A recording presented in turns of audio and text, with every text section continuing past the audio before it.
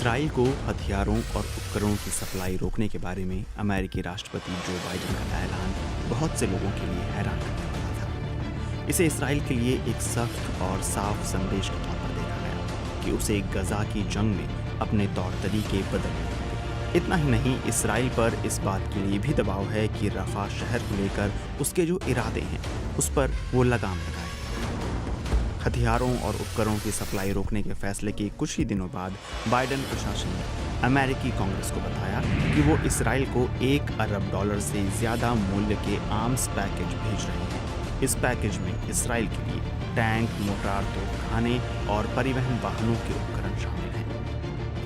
Biden प्रशासन की नीतियों में ये विरोधाभास इसलिए दिखाई देता है क्योंकि वो एक जटिल और राजनीतिक रूप से मुश्किल स्थिति का सामना कर रहे हैं।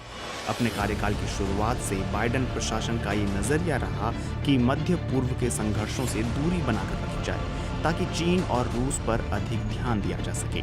लेकिन गजा की जंग ने बाइडेन प्रशासन के इस नजरिए को खत्म कर दिया। मध्य पूर्व अब उसकी प्राथमिकता सूची में शीर्ष पर है। हमास के हमले के बाद राष्ट्रपति बाइडेन खुद इसराइल गए थे।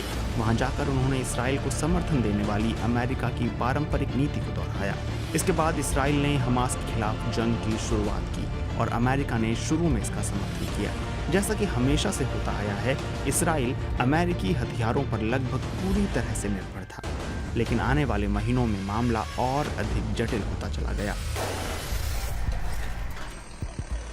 जंग में बढ़ती तबाही और बड़ी संख्या में आम नागरिकों के हताहत होने की वजह से राष्ट्रपति बाइडेन को अपने इस रुख के चलते देश में और देश के बाहर भी आलोचनाओं का सामना करना पड़ रहा है। राष्ट्रपति बाइडेन पर इस वक्त घरेलू मोर्चे से ही सबसे ज्यादा दबाव पड़ रहा है। आम अमेरिकियों का एक तबका, जिसमें वे लोग भी शामिल हैं जो बाइडेन की डेमोक्रेटिक पार्टी के सदस्य हैं, गजा की जंग के बारे में उनके प्रशासन से इतर राय रखते हैं। हाल के दिनों में इस्राएली प्रधानमंत्री बेंजामिन नेतन्याहू और अमेरिकी राष्ट्रपति बाइडेन के बीच मतभेद भी खुलकर सामने आने लगे। बाइडेन ने रफा में इस्राएली सैन्य अभियान का पुरजोर विरोध किया। उन्होंने नेतन्याहू से कहा कि जब तक इस्राएल के पास नागरिकों की सुरक्षा और उन तक मदद पहुंचाने की ठोस योजना ना हो, रफा पर हमला ना किया जाए। इस्राएल के रफा पर हमले करने पर जोर देने के बाद बाइडेन ने इस्राएल को भेजे जा रहे हथियार, जिनमें मिसाइलें भी शामिल थीं, उनको रोक दिया।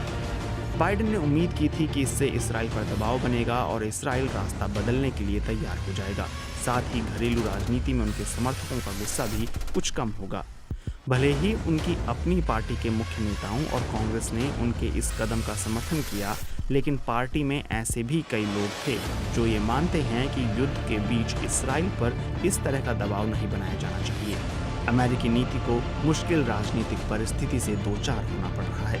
बाइडेन ऐसे राजनीतिक हालात में आगे बढ़ रहे हैं जो दुनिया के सबसे ताकतवर व्यक्ति के लिए भी मुश्किल नजर आ रहे हैं।